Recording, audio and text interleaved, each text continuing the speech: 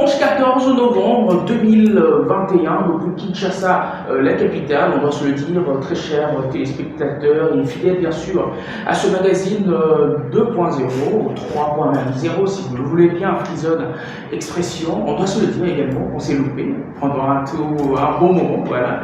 Et ben on revient à la charge, fidèles téléspectateurs, et comme vous le savez, à chaque numéro de ce magazine, nous recevons pour vous une tête d'affiche et chaque numéro constitue comme cela un spécial plateau avec deux personnes très spéciales qui échangent avec nous et avec lequel nous nous entretenons sur un plateau spécial. Et voilà, on essaye comme cela d'aborder les à côté de leur vie et ils partagent également avec vous leur expérience. Il est très exactement voilà, 10 heures passées de quelques minutes, heure de Kinshasa, et ben jour aussi auquel, puisque nous sommes un dimanche, on s'est dit, mais bon, on devrait vous servir un tout nouveau plateau de ce magazine. Et sur ce plateau, fidèles téléspectateurs, puisqu'il est très spécial, je reçois quelqu'un de très spécial qui nous vient de très loin. Lui, c'est un pasteur et il revient précisément de l'Afrique du Sud, lequel il évolue. Et bon, sa casquette, son autre casquette, on la garde un tout petit peu, puisqu'on le reçoit et il va la dévoiler sur ce plateau. Lui, c'est le pasteur Christian David Singa que je reçois sur ce plateau pour ce spécial plateau même de Frison Expression. Pasteur Christian David Singa, bonjour. Bonjour et Très content de vous recevoir. merci, c'est un plaisir partagé. Nous sommes un dimanche, on va se le dire, et il s'en valait quand même la peine qu'on puisse se reconnecter avec cette ambiance céleste, mais également la connexion céleste s'en valait la peine, puisque c'est un dimanche qu'on puisse y être.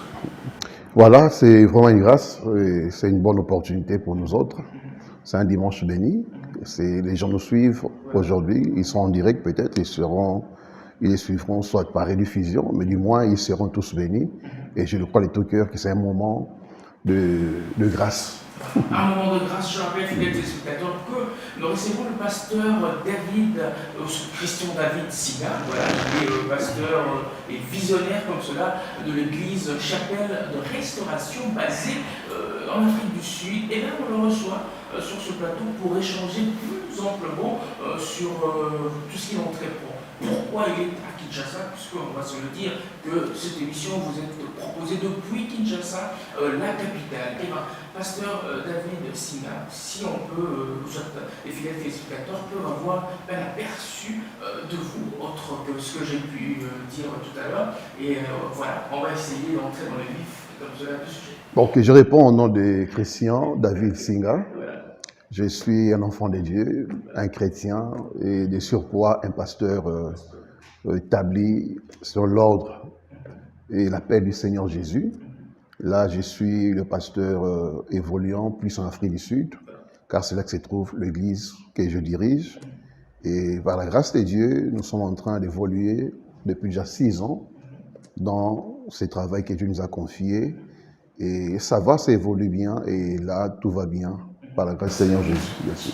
Exactement. Alors, si seulement si on vous posait quelques questions comme cela, avec votre casquette de pasteur, il y a des gens qui vont peut-être se poser des questions, de savoir quand est-ce qu'il est devenu pasteur, comment est-il devenu pasteur, puisqu'on connaît les communs de tous ces chrétiens qui sont devenus pasteurs. C'est marrant, j'étais peut-être dans le monde et Dieu m'a donné peut-être la chance de guérir de telle ou autre maladie, et cela a boosté ma foi en Christ et je suis devenu pasteur. Alors, pasteur David Singa, comment êtes-vous devenu pasteur? D'abord, le pastorat, c'est d'abord une vocation céleste.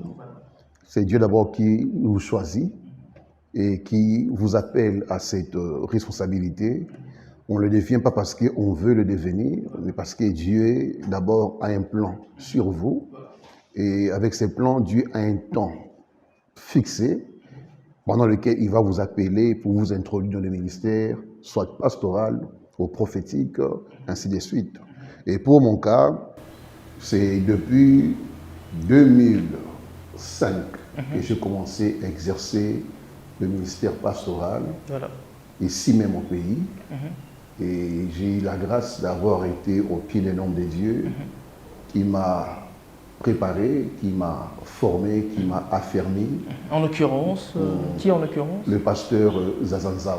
Voilà. C'est l'un des mentors que j'ai eu à voir dans ma vie, dans mon parcours ministériel. D'abord, il est le premier même à avoir placé sur moi le fondement ministériel pour que je sois ce que je suis aujourd'hui comme étant pasteur. Et de là, je suis allé en Afrique du Sud. Voilà. J'ai évolué à l'église de Louange comme étant pasteur de 2010 à 2015. Et de là, Dieu m'appellera à commencer ce travail que je suis en train de faire dans l'église Chapelle de Restauration. Exactement. Voilà, brièvement, c'est comme ça que j'ai été appelé par le Seigneur.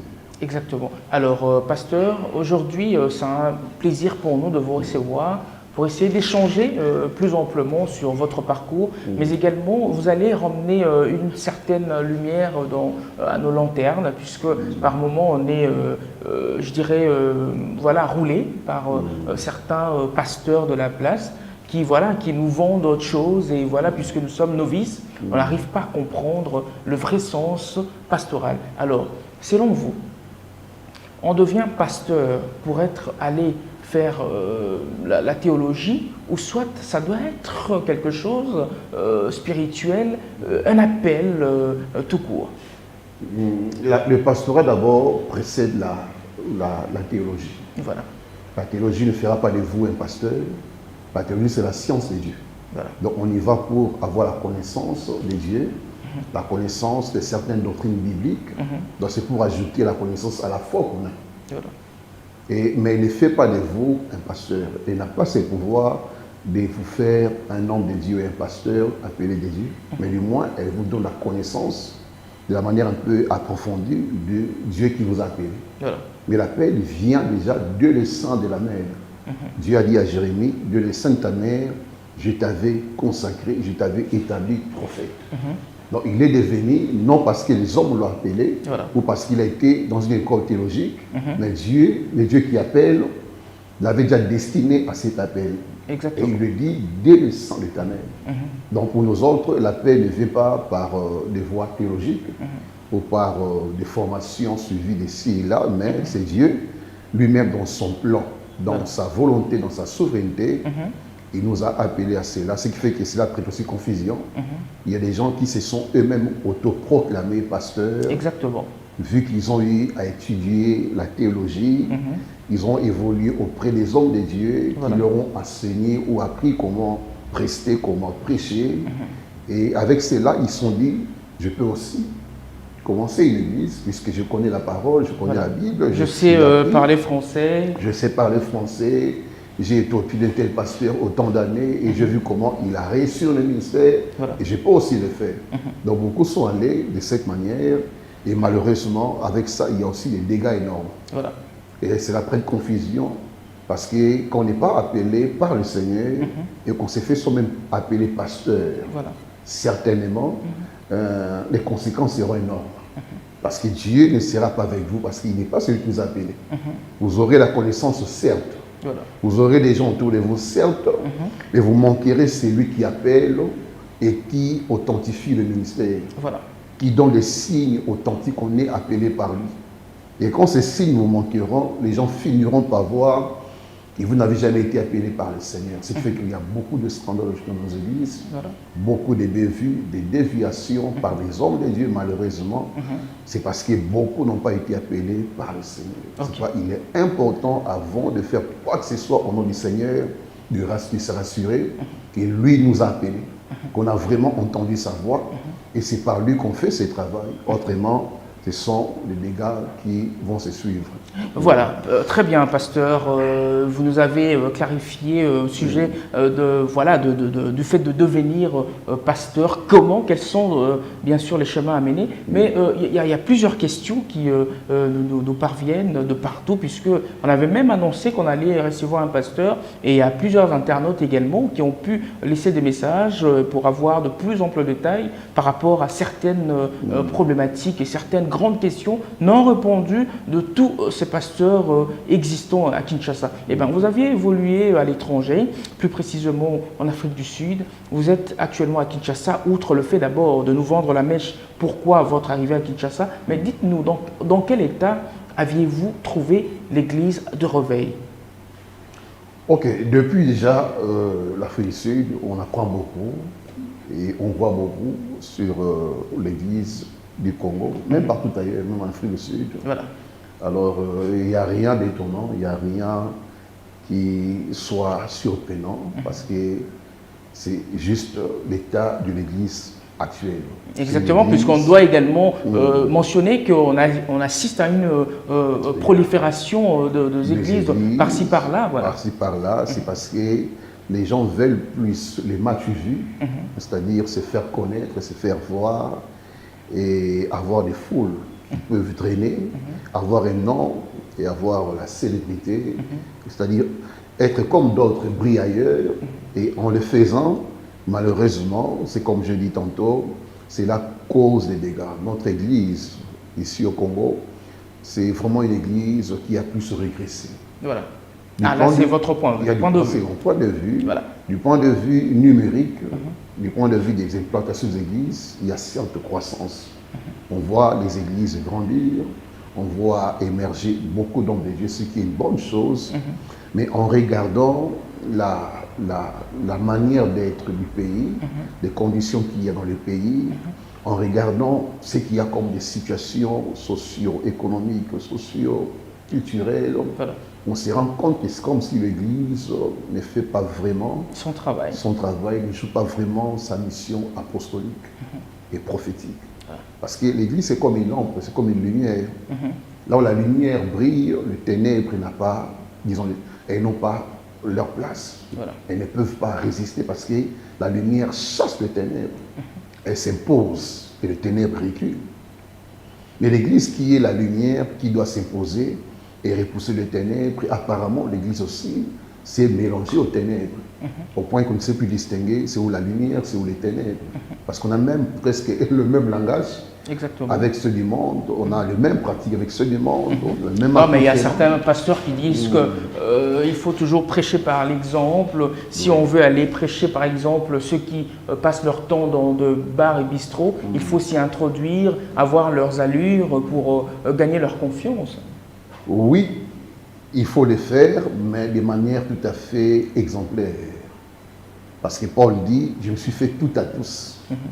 Avec le sang, avec le sang Christ, j'ai été comme 100 fois au sang Christ, avec les païens comme un païen, afin de sauver de toute manière, le plus grand nombre. Donc il le faisait dans le but de sauver un plus grand nombre. Donc il a voulu se faire, tout partout il arrive. Donc je me présente à ma tête parmi ceux qui font les sports, ceux qui font la musique. Je viens comme quelqu'un qui est de l'air, mais avec un seul objectif, leur présenter l'évangile pour les éclairer à quitter ces ténèbres et non pas pour demeurer là, être comme eux, parler comme eux, mais les amener à la lumière.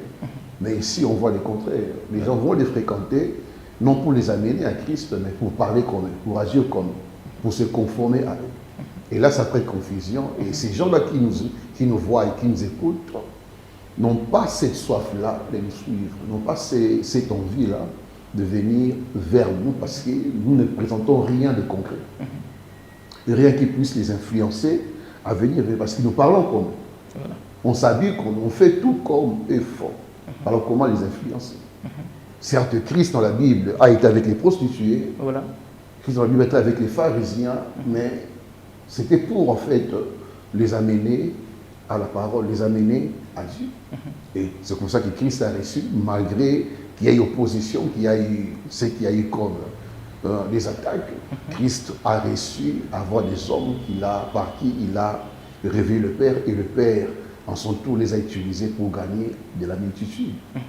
Donc voilà en fait comment est-ce que l'Église évolue au Congo. L'Église évolue, mais l'Église n'impacte pas. L'Église ne change pas la société, la mentalité, elle est médiocre. Et c'est drôle de voir dans une ville où les gens ont des comportements bizarres, des comportements qui reflètent la médiocrité, la bassesse, il n'y a pas...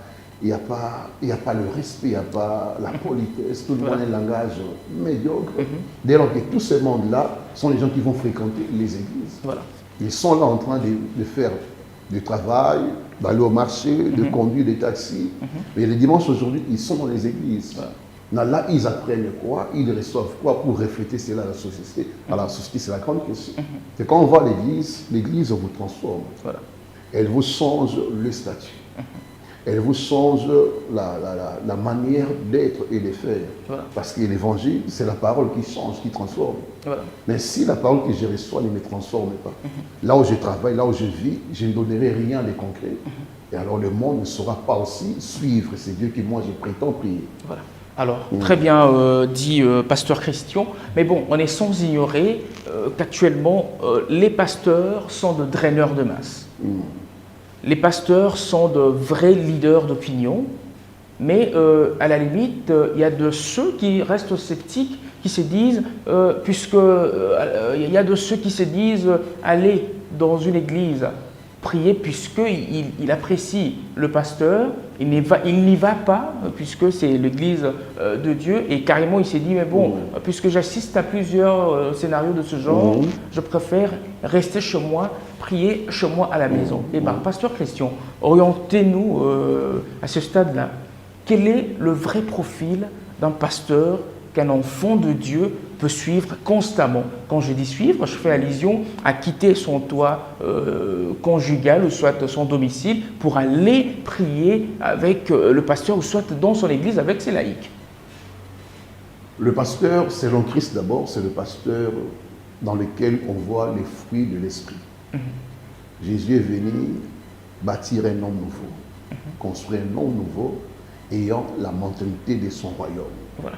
Ayant le caractère de son royaume. Si quelqu'un est en Christ, il est une nouvelle créature. Les choses anciennes sont passées. Voilà. Voici, toutes choses sont devenues nouvelles. Ça, c'est le type d'homme que Christ est venu révéler au monde.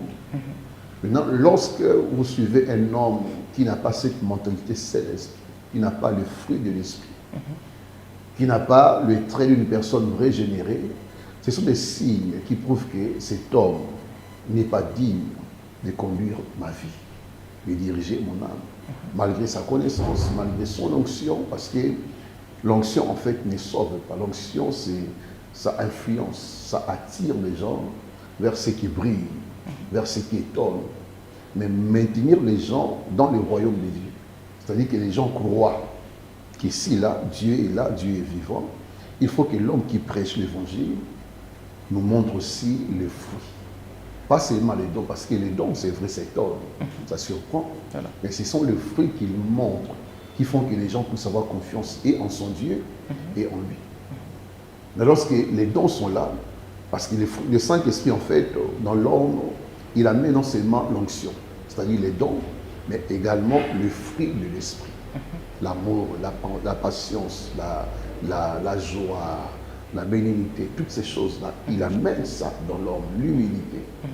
Quand l'homme manifeste les dons de l'esprit, la puissance du Saint-Esprit, là, il est plus charismatique, voilà, mais sans démontrer le fruit de l'esprit. Or, Christ a dit, vous le reconnaîtrez par le fruit et non par les dons. Voilà. Parce qu'il dira en ces jours-là, on a fait des miracles en ton nom, on a guéri en ton nom, on a délivré en ton nom, mais lui dira, je ne vous ai jamais connu. Vous dites que vous n'avez jamais été avec nous. Vous avez seulement utilisé les dons, l'aspect don de l'esprit, l'aspect onction du Saint-Esprit, mais sans jamais manifester le fruit de l'esprit. Et qu'est-ce qu'il dira? Je ne vous ai jamais connu, retirez de moi, ouvriers d'iniquité. Donc ils étaient des ouvriers, mais des ouvriers d'iniquité. Voilà. Donc il les faisait mal ce qu'il faisait au nom du Seigneur. Il les faisait pour des gains honnêtes, ce qu'il faisait au nom du Seigneur. Voilà. C'est pourquoi en ces temps-là, il leur dira, je ne vous ai jamais connu. Ici, connaissance n'est pas le connaître comme étant chrétien réel, mais l'intimité, la relation. Voilà. Donc, il n'y a jamais une relation entre moi et vous. Mais vous avez utilisé simplement les dons. Voilà. Ok, mon nom, mais sans jamais manifester le fruit de l'esprit. Il dira plus tard ou plus loin, vous le reconnaîtrez par le fruit. Donc les vrais, on les reconnaît par les fruits, et les faux également par les fruits. Donc quels sont les fruits que le leader manifeste dans notre nation? Qu'on m'appelle pasteur, c'est bien bon. Mais quels sont les fruits que je manifeste comme étant pasteur? Parce qu'un pasteur, c'est un modèle de la société. Un pasteur, c'est la lampe qui éclaire la société. Un pasteur, c'est l'exemple par excellence. Donc, il n'est pas l'homme parfait, mais du moins, il mène sa vie conforme à la parole qu'il prêche lui-même. Donc, il n'est pas seulement pour prêcher, dire aux gens que Jésus sort, Jésus est béni, Jésus est saint et tout, mais lui-même aussi doit être une lettre écrite qu'on peut lire par sa vie, de la manière dont il mène sa vie, il dirige sa vie, c'est un modèle de la société. Mais ce qui est vrai, là où il y a des faux, il y a certainement des vrais qu'on peut identifier et suivre pour rencontrer la vie. Exactement. Fidèles téléspectateurs, vous nous suivez en ce net moment. C'est un spécial plateau de Free-Zone Expression avec le pasteur David Singa. Je rappelle qu'il est pasteur et visionnaire également de l'église Chapelle de Restauration, une église basée en Afrique du Sud. Et on le reçoit ce dimanche pour essayer de clairer vos lanternes, puisqu'il y a plusieurs questions qui se sont posées allant dans ces sens-là. Et voilà, je crois qu'il sera le mieux placé pour nous répondre de toutes ces questions. Eh bien, pasteur Christian, vous êtes pasteur, certes, vous avez voilà, une vision panoramique de l'Église en général. Vous savez au moins comprendre profondément voilà, les enjeux de l'heure, les grandes questions de l'heure, puisque voilà, on doit se le dire qu'on doit racheter le temps, voilà, puisque voilà, le temps sont mauvais. Voilà. Ça aussi c'est clair et net. Et vous, en tant que pasteur, vous devrez, comme cela, continuer à nous remettre sur le chemin pour que, voilà, demain, après-demain, si seulement si Jésus revenait, qu'on ait au moins cette chance d'hériter du royaume de l'Éternel. Eh bien, pasteur Christian, en tant que pasteur, de quel œil voyez-vous la descendance au sein des églises?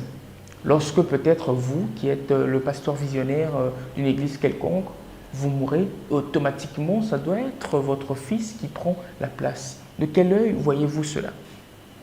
Pas automatiquement. Quand on dit automatiquement, c'est que c'est un bien, ça devient, un bien familial. Voilà, un empire. Voilà. Familial et l'empire. Un royaume où il y a un roi avec les princes. On assiste à ce genre de scénario dans plusieurs églises ici à Kinshasa. De quel œil voyez-vous cela? Bon. D'abord, je ne sais pas, le pasteur, le leader qui reçoit l'appel, je ne sais pas ce que Dieu lui a dit par rapport à son appel, ce que Dieu lui a instruit comment léguer, disons, déléguer le pouvoir quand il ne sera pas là. Mais ce qui est vrai, c'est comme si cela devient quelque chose d'habituel. On le voit fréquemment maintenant. Quand un pasteur n'est plus, c'est automatiquement, comme vous avez dit, le fils prend la place. Mais ce qu'il faut savoir, d'abord, ce n'est pas mauvais que mon fils prenne la place, prenne le relais quand je ne suis pas là, mais faut-il qu'il ait aussi l'appel du Seigneur pour être là. C'est le grand problème, ce n'est pas qui doit être là, mais qui est appelé à remplacer le leader qui n'est plus. Et je ne pense pas que ce soit forcément le fils du leader qui doit remplacer. Si au moins il a l'appel du Seigneur et que c'est lui que Dieu destine à le remplacer, gloire au Seigneur. Mais quand ça devient fréquent et que ça se passe partout maintenant, il y a à se poser des questions. Et c'est Dieu qui les a appelés à remplacer leur père, ou alors l'Église n'a été qu'une affaire familiale et que le père a eu à préparer son fils pour le remplacer. Mais dans la lumière de la parole, quand vous lisez la Bible, c'est dans les temps, l'ancien temps, qu'on voyait Dieu attribuer la sacrificature dans le rôle des pasteurs à une famille, comme la famille d'Aaron. Donc Aaron et ses enfants étaient destinés, appelés par le Seigneur à occuper la sacrificature. Et ceci pour toutes les générations. Donc quand Jésus est venu, Jésus en fait accomplit la loi de Moïse. Et Jésus a remplacé l'ancienne alliance par la nouvelle alliance. Et dans cette nouvelle alliance, ce n'était plus comme au temps de Moïse, au temps d'Aaron. Mais ici, Jésus, quand il est venu, il a choisi les hommes ok, pour être avec lui, pour assumer, disons, la charge apostolique. Il a pris 12, bien qu'il y ait aussi de ses frères qui étaient là, mais du moins, Jésus a changé, disons, disons, la sacrificature par rapport à ce qui était avec Aaron et avec ce que lui apportait. Lui a mené un nouvel ordre des choses où tout le monde pouvait accéder à la sacrificature, peu importe tes origines, peu importe la famille du viens, et du moment que Dieu t'a choisi, Dieu t'appelle, donc tu avais l'accès à la sacrificature. C'est vrai qu'il est écrit, il a fait de nous un royaume de sacrificateurs pour notre Dieu. Donc il nous a fait tous ensemble un royaume des peuples sauvés pour servir les dieux vivants. Non pas comme au temps de Moïse avec Aaron, mais cette fois-ci, c'est sûrement que le Saint-Esprit va dire, comme il est dit dans le livre des apôtres, l'Esprit dit, mettez-moi à part Paul et Barnabas pour l'œuvre à laquelle je les ai appelés. Donc le Saint-Esprit qui parle ici, que parmi tous ceux qui sont là, c'est Paul et Barnabas que moi j'ai choisi, mettez-les à part pour l'œuvre à laquelle je les ai appelés. Donc c'est comme ça que le Saint-Esprit a commencé à sélectionner, à élever des hommes de Dieu pour les établir dans les ministères. Et la même chose doit se faire au temps où nous sommes. Il faut que l'Esprit Saint, qui est en fait le conducteur de l'Église, qui doit choisir ceux qui doivent diriger les églises. Donc, et quand l'Esprit Saint doit choisir, il n'a pas à choisir selon la lignée familiale. Il choisit selon l'appel de Dieu, selon la mission que Dieu donne à chacun à l'Église. Je suis pasteur aujourd'hui, et je me dis, si un jour le Seigneur m'appelait et disait que non, voilà, le successeur serait tel frère, je ne vais pas contester, bien qu'ils aient des enfants, mais l'Église appartient à Dieu, et l'Église est conduite par le Saint-Esprit. Alors c'est à moi de me soumettre à l'ordre du Saint-Esprit, parce que l'Église va évoluer selon lui. Mais de nos jours, ce qui est curieux et ce qui étonne, mais eux-mêmes qui élèvent leurs enfants ont des réponses appropriées à cela. Exactement. Et bien, tout en restant dans cette sphère-là de tout ce qui a trait avec l'Église, on va essayer de comprendre les choses autrement, et cela via votre prouesse, soit dextérité, si je dois le dire en ces termes-là. Et bien, le rôle de l'Église au sein de la société, le vrai rôle de l'Église au sein de la société. Vous êtes sans ignorer, pasteur, qu'actuellement, il y a des églises, bien sûr, qui ont facilité plusieurs ruptures des familles. Il y a même des enfants qui ont fini dans les rues, qu'on appelle le chégué, les faseurs et tout ça. Mais cela, c'était suite à, je ne sais pas moi, une orientation d'un pasteur de la place, et qui est allé prophétiser au nom, bien sûr, ou soit sur l'enfant, et fait savoir aux parents que voilà, l'enfant était dans ça ou ça, sorcier peut-être, et l'enfant est jeté à l'extérieur. En tant que pasteur, quel est le vrai rôle de l'Église au sein de la société? Comme je dis tantôt, l'Église, c'est la lumière. C'est la lumière que Dieu place dans un pays, dans une ville. Et la lumière est là justement pour éclairer ceux qui sont dans les ténèbres. Donc l'Église est là pour le bien de la société. Elle est là pour montrer à la société le vrai chemin qui conduit au Créateur. L'Église est là pour refléter la mentalité céleste, le système du royaume des dieux sur la terre. C'est-à-dire quoi? Au ciel, là où Dieu règne, c'est en fait l'amour qui règne. C'est la paix qui règne. C'est l'unité qui règne. Au ciel, là-bas, c'est en fait la vie de gaieté. Si l'Église doit être placée dans la société, et s'il faut identifier sa place et identifier son rôle, l'Église est là pour en fait amener ce qui est au ciel, sur terre, c'est-à-dire l'amour de Dieu, la paix du Seigneur, la joie du Seigneur, et amener le monde à se tourner vers le Dieu. Oui, et comment expliquez-vous une Église qui voilà, emmène la rupture au sein voilà, d'une famille? Or, si et seulement si, vous qui êtes pasteur, si et seulement si, Dieu vous révélait que mon fils était par exemple sorcier et que c'était lui qui nous mettait peut-être les bâtons dans le roue pour la non-évolution, bien sûr, ou soit le non-épanouissement même de la famille, vous, en tant que pasteur, vous êtes censé prier, chasser les esprits en temps, bien sûr, ce dernier. Mais pourquoi aller, je ne sais pas moi, prophétiser cela et dire, instruire même aux parents, aux géniteurs de cet enfant, de le mettre à la porte? Il faut aussi savoir si cette église-là est l'église du Dieu vivant. C'est le grand problème.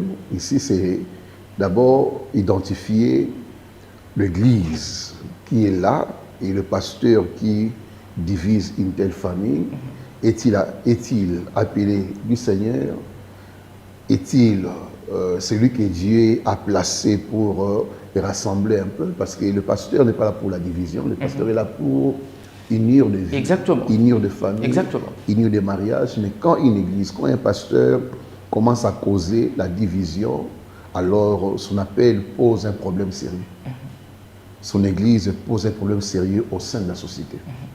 Une église, la vraie église, comme vous le lisez Actes des Apôtres, l'église a tiré des foules, a tiré des peuples. Pour quelle raison?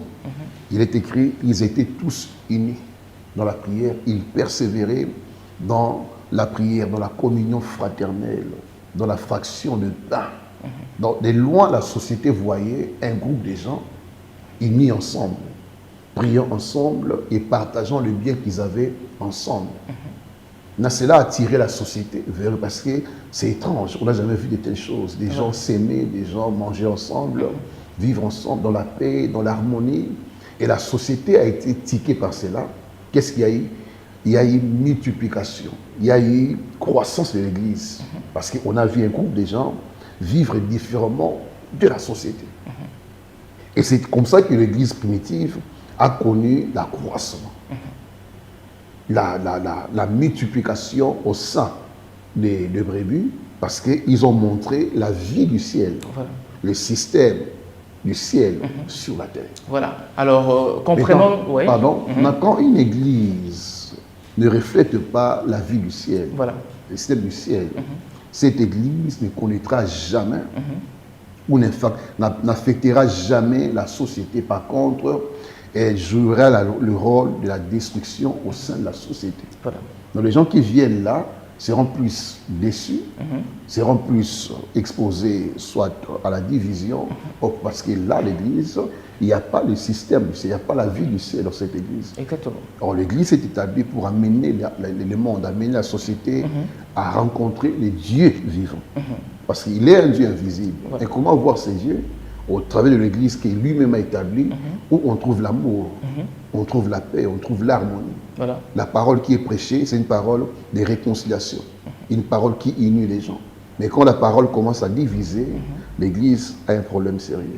Et en parlant de problèmes sérieux, il y a également, je dirais, un système établi. Il y a même un phénomène qui continue à ronger les églises. C'est le phénomène parole de sagesse, vision, prophétie. Eh bien, vous, pasteur, vous qui maîtrisez le système céleste, voilà, si je revenais bien sûr à vos mots, comment définissez-vous la parole de connaissance, la prophétie et une vision, tout court? Donc, ce sont des dons spirituels, on peut dire. Donc, quand on parle des paroles de connaissance, paroles de sagesse ou dons de vision. Moi, je suis laïque, il y a un monsieur qui vient devant moi et il me dit quoi que ce soit sur moi, comment est-ce que je saurais différencier que ça, c'était une parole de connaissance, ça, c'était une vision et une prophétie? Ça relève des dons de l'esprit qui donne aux chrétiens pour l'édification de l'Église et la foi des enfants de Dieu. Maintenant, les dons de l'Esprit doivent être utilisés dans la sagesse divine. Doivent être utilisés de manière à amener les gens à se tourner vers Dieu. Mais les dons spirituels aujourd'hui, c'est plus pour le spectacle et non pour l'édification. Alors, comment différencier les trois choses-là? Parole de connaissance, prophétie et vision. Parole de connaissance, je suis assis là et l'esprit met dans mon esprit un message, une parole qui te concerne. Qui te concerne par rapport à un cas particulier, une situation particulière. qu'il veut exposer, c'est mettre la lumière. Dans la parole de connaissance vient, et je dis, Dieu me dit ceci par rapport à la situation que tu as, voici comment le résoudre. Vous voyez? C'est une parole de connaissance. La parole de sagesse également, en fait, il y a comme une confusion là, mais la parole de sagesse, c'est la parole aussi qui vient simplement, lorsqu'il y a confusion, il y a tâtonnement, la parole de sagesse vient pour te dire ce qu'il faut, de manière précise à la situation. Voilà. Voici en fait la sagesse à appliquer face à la situation que tu as maintenant. Voici comment répondre à cela, remédier à cela, dans l'Esprit Saint, mais dans la sagesse de comprendre et les problèmes, également te dire comment le résoudre. Voilà. Donc je comprends et je donne aussi la manière à répondre à la situation. Et une prophétie? La parole de sagesse. Et une prophétie que l'Esprit me donne. La prophétie, c'est d'abord les dons que le Saint-Esprit vous donne. Parce que les deux points-là, ce n'est pas les dons en fait, de manière en fait permanente comme ça, mais c'est comme ça, ça vient, la parole de connaissance, et je libère le message. Ok? La parole de sagesse, nous parlons, et puis Dieu m'instruit par rapport à la situation, comment répondre à cela. Et la prophétie, c'est les dons que Dieu me donne de pouvoir prophétiser. Ce n'est pas le ministère prophétique, c'est les dons de prophétie. Le don de prophétie, ça vient de manière tout à fait spirituelle. Le Saint-Esprit vous donne ces dons-là. Et vous commencez maintenant, soit par les visions, par les révélations, à capter les images que Dieu vous donne, que l'Esprit vous donne. Et vous commencez maintenant à prophétiser, à dire des choses que l'Esprit vous montre, soit sur une famille, sur une personne, sur un quartier, sur une église, sur une nation. Et ça vient comme ça. Dans le ministère prophétique, Dieu donne un nom, l'appel qui consiste disons, à diriger des gens, mais en se basant plus sur les paroles prophétiques. Voilà. Donc, il peut facilement interpréter la Bible de manière tout à fait claire et approfondie parce qu'il a cet appel, il a cette grâce d'être prophète. Il dit des choses de manière à ce que le peuple ait la vision claire du Seigneur par rapport à un temps, par rapport à une saison ou par rapport à un futur qui arrive. Vous comprenez en fait? Je ne sais pas si c'est clair. Voilà. Il faut encore... Non, c'est clair.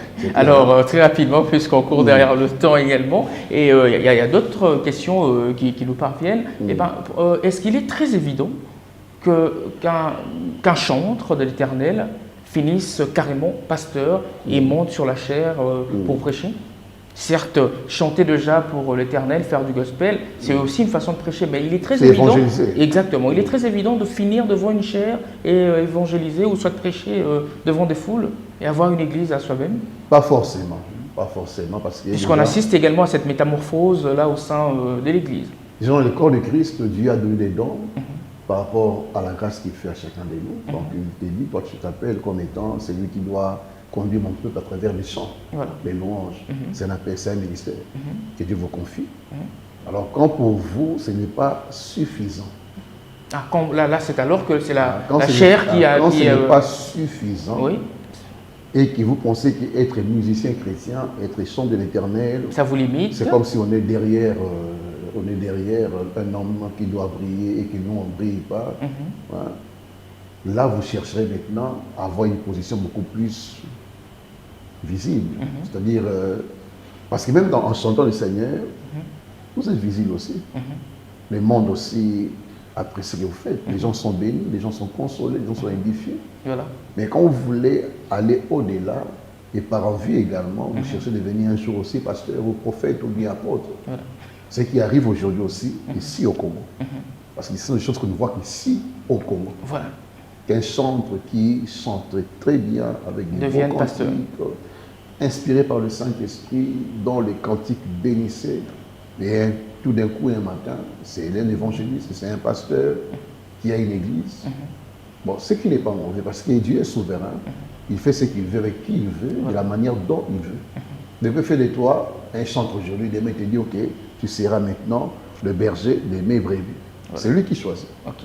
Mais quand ça devient comme quelque chose qui amène tout le monde, qui fait que tout le monde commence à changer des statuts, des positions, Et ça commence un peu à tiquer, hein, Voilà. à étonner comment tout le Voilà. monde, ça devient quand même une mode. Hein, voilà. Tout le monde veut devenir Pasteur. Voilà. se tenir devant le pupitre et prêcher la parole. Exactement. Là, ça étonne. Quand c'est un cas particulier, quand c'est deux cas, on peut comprendre, mais quand c'est maintenant tout le monde qui devient un pasteur, évangéliste, là maintenant, il faut qu'il y ait un problème. C'est qu'il y ait un problème, disons. Voilà. Et surtout, ces choses viennent comment? Lorsque nous les pasteurs qui sont établis par le Seigneur, quand nous commençons partant de la formation que nous donnons aux enfants, hein, et qu'on commence à dire aux gens, toi je te trouve bon pour la prédication, pour l'exhortation, alors dimanche prochain tu passeras, et puis quand on y passe, et puis un jour, ok, je te fais pasteur parce que tu as bien prêché autrefois. Vous comprenez? Donc les pasteurs aiment aussi les font devenir ceux qui sont aujourd'hui. Voilà. Donc il admire la manière dont ils chantent, le verbe, toutes ces choses-là. Et subitement, il devient pasteur. Là, tu es bon aussi pour la prédication. Alors, je te confie la Voilà. semaine. Alors, pasteur Christian David. Mais c'est bien Siga. parce que ça bénit l'Église. Parce que ça bénit l'Église, alors on n'a pas les choix, il faut l'accepter. Exactement. Eh bien, vous êtes à Kinshasa, très rapidement, avant que l'on se sépare. Qu'est-ce qui vous ramène à Kinshasa?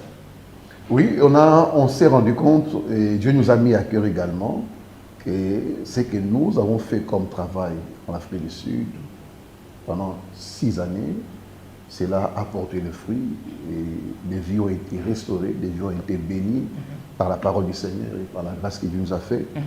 Alors, Dieu nous a dit également qu'il était temps de retourner aussi à la source. C'est-à-dire, d'où nous venons.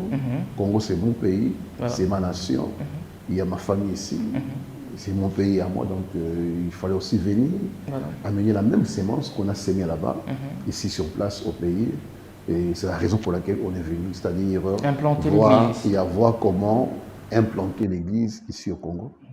J'ai quitté le Congo il y a 15 ans. Il a fallu venir voir comment se présente les réalités du pays et ce qu'il faut faire maintenant, dans les temps qui arrivent, pour que l'église ait aussi une base ici. Ouais, alors, qu'est-ce que les téléspectateurs peuvent retenir de votre passage à ce magazine Frison Expression qui tend déjà à la fin, puisqu'on est déjà à la fin, un mot par rapport à tous ces gens qui nous suivent de partout? Ok, juste Dieu est un Dieu de restauration, il est un Dieu de relèvement, et il est un Dieu des temps fixés. Alors, nous sommes au temps où Dieu doit restaurer notre nation, Dieu doit restaurer son Église, restaurer nos familles, restaurer nos foyers, nos mariages. Et Dieu nous a donné un message de la restauration. Donc nous sommes venus au temps où Dieu doit rétablir toutes choses que l'ennemi a eu à déstabiliser, Satan a eu à ruiner, a eu à détruire. Dieu nous a dit, c'est le temps de la restauration. Alors que tous ceux qui nous suivent puissent désirer et demander la restauration. Car il est écrit, l'ennemi ne vient que pour égorger, détruire et tuer. Jésus dit, moi je suis venu afin que mes brebis aient la vie et qu'il l'ait en abondance. Dans Jean, il est dit, je remplacerai les années qu'on dévorait, les sauterelles. Dieu a parlé de la restauration dans ces versets. Et le temps de la restauration est justement là pour cette nation. C'est pourquoi les chrétiens doivent comprendre en quel temps nous sommes et se réveiller, se disposer à recevoir le message de la restauration. Voilà en fait le message qu'on peut lancer aux enfants de Dieu pour le moment. Voilà. Alors, téléspectateurs, merci infiniment à tous ces amis qui nous ont suivis de partout. Vous étiez nombreux, alors très nombreux à nous suivre depuis toute la ville-province de Kinshasa, au-delà de nos frontières, et tous ces amis qui ont relayé, bien sûr, ou soit qui vont relayer ces instants sur plusieurs médias. Merci également à vous. Je rappelle que pour ce spécial plateau de Frison Expression, nous avons reçu À chaud comme cela, le pasteur Christian David Sina, le pasteur visionnaire même de l'église Chapelle de Restauration basée en Afrique du Sud, qui est à Kinshasa pour essayer d'abord de baliser le chemin et voir dans quelle mesure on pourra implanter enfin l'église de Dieu ici à Kinshasa pour la restauration de famille, la restauration de vie et bref, ramener comme cela le troupeau perdu vers la bonne voie. Et si seulement si vous aviez aimé ces instants riches en prédication avec le pasteur, et ma prière de nous écrire